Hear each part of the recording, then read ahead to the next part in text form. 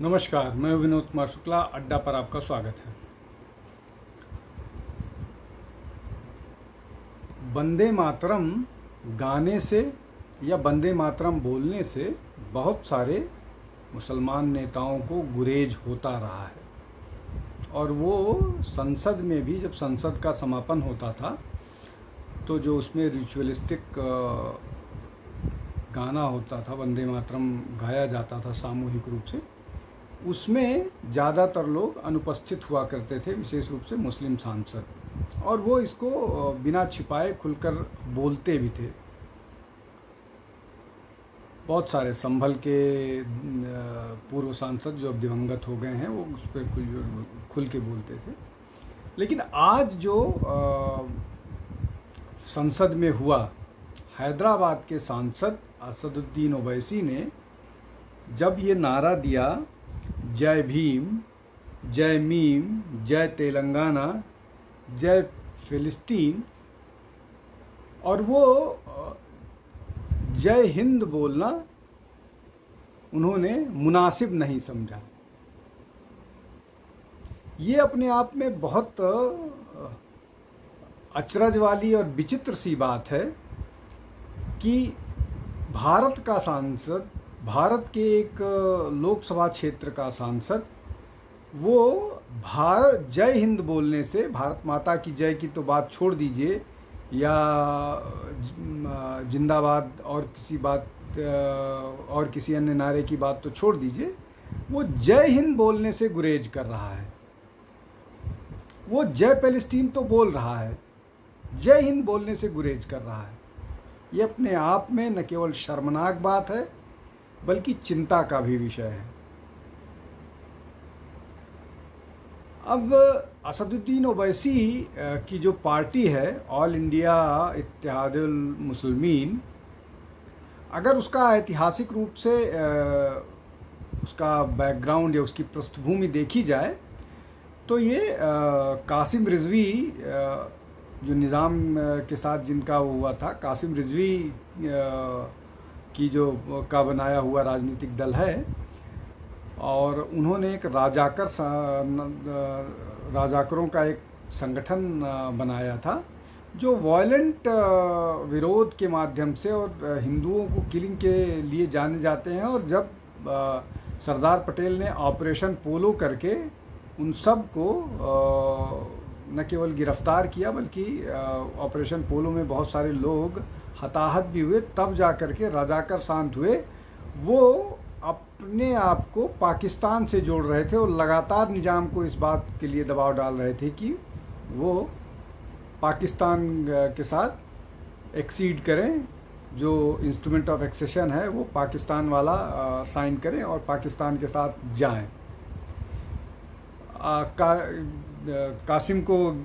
कासिम रिजवी को गिरफ्तार कर लिया गया था, वो जेल में थे और उनको इस शर्त पर छोड़ा गया था, नेहरू की सरकार ने इस शर्त पर छोड़ा था कि वो पाकिस्तान चले जाएंगे, और उसके बाद वो पाकिस्तान चले गए और 1970 में उनकी डेथ हो गई। लेकिन वो अपनी विरासत यहीं छोड़ के गए। जैसे सारे के सारे मुस्लिम लीग जिन्होंने पाकिस्तान के लिए वोट किया, विशेष रूप से उत्तर प्रदेश, बिहार, केरल और तमिलनाडु वाले, वो कहीं नहीं गए, उनमें से ज़्यादातर यहीं रह गए।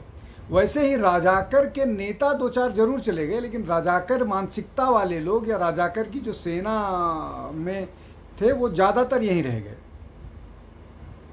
और ये उन्हीं लोगों का दल है जो MIM के नाम पर, जो पहले मजलिस इत्तेहादुल मुस्लिमीन था, अब वो उसका नाम बदल करके उसको ऑल इंडिया मजलिस इत्तेहादुल मुस्लिमीन कर दिया गया।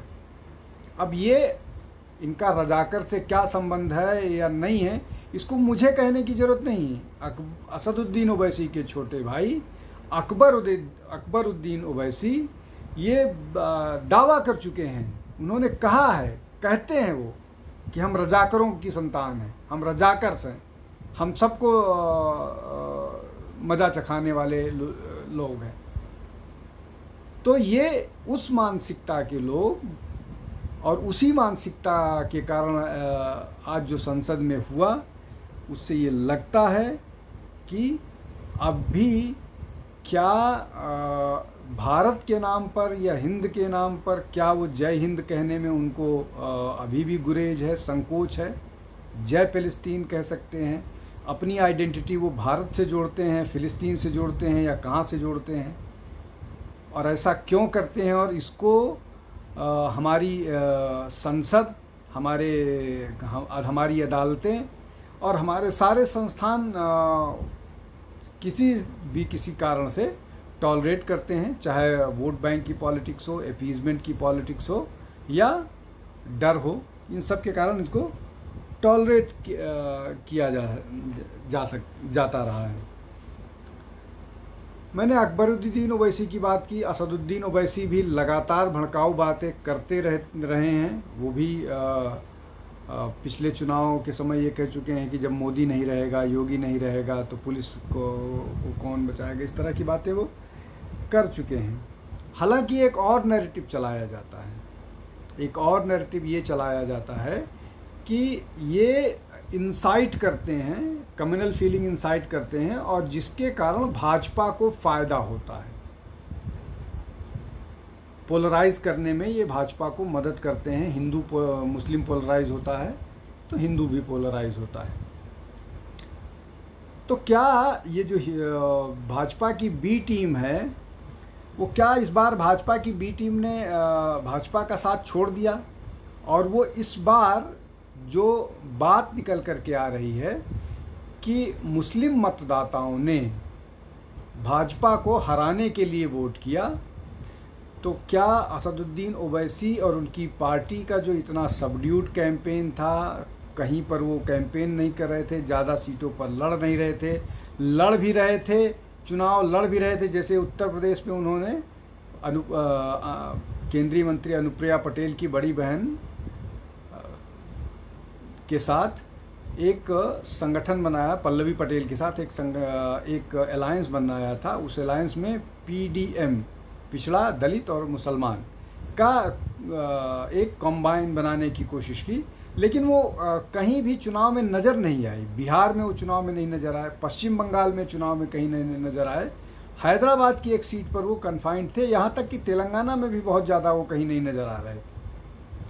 तो क्या इस बार के चुनाव में उनको ये मतलब वो पूरी तरह से आलोचना तो INDA अलायंस की कर रहे थे, इसलिए कि INDA अलायंस ने उनको अपने में शामिल नहीं किया था, लेकिन वो चुपचाप इसलिए थे कि वो चाह रहे थे कि मुस्लिम वोट एक जगह पड़े और वो बीजेपी को हराए। तो क्या जो व्यक्ति बीजेपी को हराने के लिए सारे जगह अपनी सारी राजनीतिक गतिविधि थाम देता है, उनकी मजबूरी थी कि वो औरंगाबाद से, संभाजी नगर जिसको अब बोला जाता है, वहाँ से चुनाव लड़ें, इसलिए कि वहाँ से सिटिंग MP था जलील साहब, वहाँ से लोकसभा में थे। हालांकि इस बार वो हार गए, लेकिन क्या ये सारा का सारा जो इस बार का चुनावी यात्रा थी AIMIM की, वो भी क्या इसी दिशा में काम कर रही थी कि भाजपा को हराया जाए। हालांकि वो खुल के कहते हैं कि वो भाजपा को हराना चाहते हैं, लेकिन जो सामान्यतः उनकी आलोचना की जाती है कि भाजपा की बी टीम है। अगर कोई बी टीम होता है तो वो सारे जुहद करता है अपनी टीम को जिताने के लिए, लेकिन 2024 के चुनाव में जिस तरह से उनकी शांति थी, उस तरह से ऐसा लग रहा था कि वो चाह रहे थे कि मुसलमानों का वोट एक जगह पड़े। तेलंगाना में उसका परिणाम दिखा। तेलंगाना में BRS, जिसने सारी योजनाएं, बहुत सारी योजनाएं ऐसी बनाई जो मुसलमानों के फ़ायदे के लिए थी, जब तक वो असेंबली में थे, पूरी तरह से साफ़ हो गई वो तेलंगाना में। वहाँ पर भाजपा और कांग्रेस 8-8 सीट जीत करके आई। तो क्या और जो भारत राष्ट्र समिति है उसका AIMIM से अलायंस था, उसके बाद भी वो कुछ नहीं कर पाई। इसका मतलब ये हुआ कि जो सारा का सारा वोट था वो कांग्रेस के तरफ गया, जो माइनॉरिटी या मुस्लिम वोट था।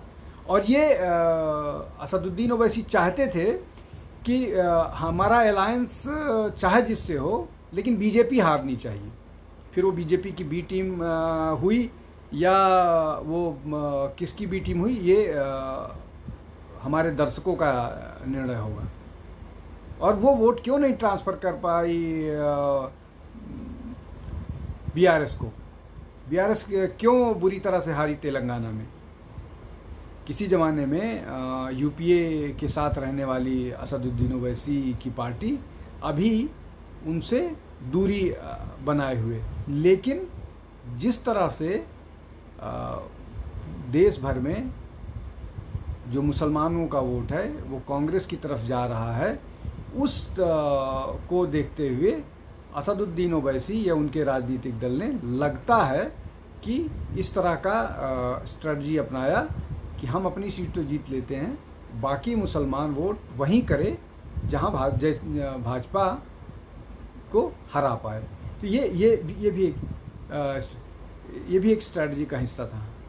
लेकिन अभी जो संसद में हुआ ये एक वैसी ही मानसिकता की बात करता है जो लगातार कही जाती रही है। उससे असदुद्दीन ओवैसी भी अलग नहीं है। वो राजनीति, डेवलपमेंट, दलित कल्याण इसकी बात नहीं करते हैं। वो सिर्फ़ और सिर्फ मुस्लिम पॉलिटिक्स करते हैं, मुसलमानों को अपीज़ करने के लिए जो ज़रूरी होता है, इसलिए कि ये बड़ा स्ट्रैटेजिक निर्णय था और इसके दूरगामी परिणाम हैं। उन्होंने एक मैसेज दिया है अपने समुदाय को पूरे देश भर में, जो देश की दृष्टि से अच्छा नहीं है। ये एक बेहतर कदम निश्चित तौर पर एक राजनेता के लिए नहीं है, देश के लिए तो निश्चित तौर पर नहीं है, और संविधान और संसद के लिए भी ठीक नहीं है। आप आज के लिए बस इतना ही। आप हमारे चैनल पर जुड़िए, ज़्यादा से ज़्यादा लोगों तक हमको पहुंचने में मदद कीजिए। हम कल फिर किसी विषय के साथ हाजिर होंगे। बहुत बहुत धन्यवाद। नमस्कार।